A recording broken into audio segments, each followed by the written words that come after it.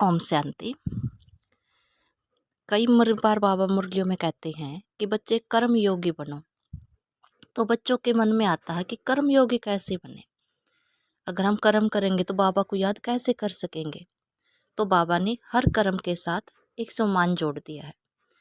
अपने आप को जो भी कर्म करो तो समझो कि मैं ये आत्मा हूँ, मैं ये लाइट हाउस फरिश्ता हूँ, या मैं स्वराज्य अधिकारी आत्मा हूँ, या परम पवित्र आत्मा हूँ। तो अपने आप को सम्मान देते चलेंगे और कर्मयोगी बन जाएंगे। तो भिन्न भिन्न कर्म करते हुए किए जाने वाले कुछ विशेष योग अभ्यास हैं, आज सुनते हैं। सवेरे उठते ही, जब हम सवेरे उठे, बाबा को गुड मॉर्निंग की और स्वयं को समझो मैं लाइट हाउस फरिश्ता हूँ, इस देह में अवतरित अवतार हूँ। फिर अगर हम आईना देखते हैं, स्वयं को देखते हैं, तो समझो मैं स्वराज्य अधिकारी आत्मा हूँ। स्वयं को भरकुटी तख्त पर स्वराज्य अधिकारी आत्मा देखो। फिर हम मुरली सुनते हैं, व पढ़ते हैं, तो समझो मैं आत्मा भरकुटी की कुटिया में बैठकर भगवान से सुन रही हूँ। भगवान स्वयं मुझे पढ़ाने आए हैं। फिर बाबा ने कहा, अगर घर की सफाई व कपड़े धोते हो, जब हम घर की साफ सफाई करते हैं, कपड़े धोते हैं, तो ये समझो कि मैं परम पवित्र आत्मा हूँ। बाबा से मुझ पर पवित्रता की सफ़ेद किरणें बरस रही हैं, जिसमें हम आत्मा पवित्र और स्वच्छ पावन बनती जा रही हैं। भोजन बनाते हुए मैं परम पवित्र आत्मा हूँ। मेरे नैनों से पवित्रता की किरणें निकलकर भोजन में समा रही हैं।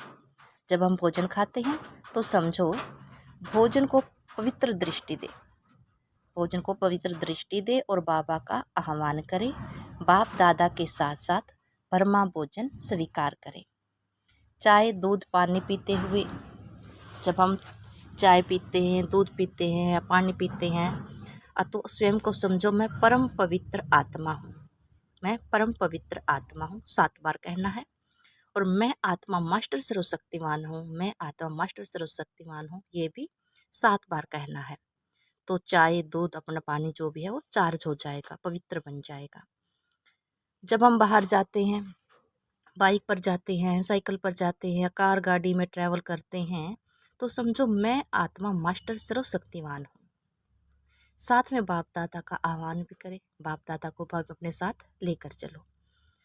तो अन्य आत्माओं के संपर्क में आते हो तो सभी महान आत्माएं हैं।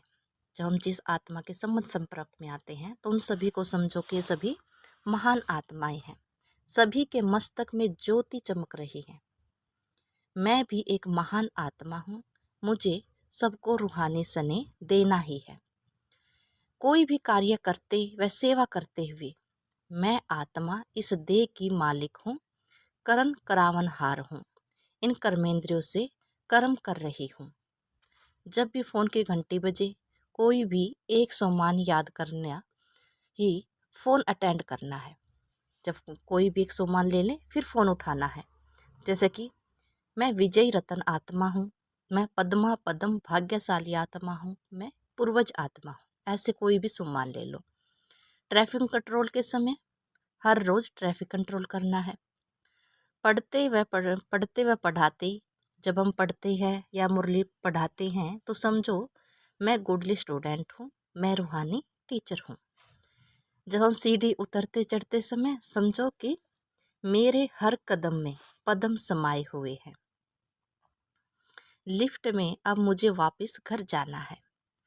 शारीरिक अस्वस्थता के समय मैं आत्मा, जब हम कोई बीमारी आ जाती है, बुखार हो जाता है या खांसी हो जाती है या कुछ भी बीमारी आ जाती है, तो समझो मैं आत्मा इस देह की मालिक हूँ, प्रकृति की मालिक हूँ। मुझसे किरणें निकलकर पूरे शरीर में फैल रही है। मैं स्वस्थ हो रहा हूँ। जब हम श्याम का योग करते हैं, नुमा श्याम योग, तो अपने अंतवाहक शरीर में स्थित हो बाप दादा के साथ सारे विश्व को शांति व शक्ति की साकाश देनी है। एकांत में घूमते फिरते बाबा की किरणें मुझ पर पड़ रही हैं और मुझसे चारों ओर फैल रही हैं। और सोने से पहले सारा चार्ट बाबा के सामने रखकर हल्के हो जाएं। बाबा ने जो भी प्राप्तियां हमें कराई हैं उसके लिए सच्चे दिल से बाबा का शुक्रिया करें और बाप दादा के गोद में विश्राम करें। अगर हम पूरा दिन ऐसे बाबा को याद भी करेंगे और सम्मान में रहेंगे तो हम कर्म योगी बन जाएंगे। हमारा हर टाइम हर वक्त सफल भी हो जाएगा और मन में व्यर्थ भी नहीं चलेंगे, हमेशा बाबा की याद रहेगी। ओम शांति।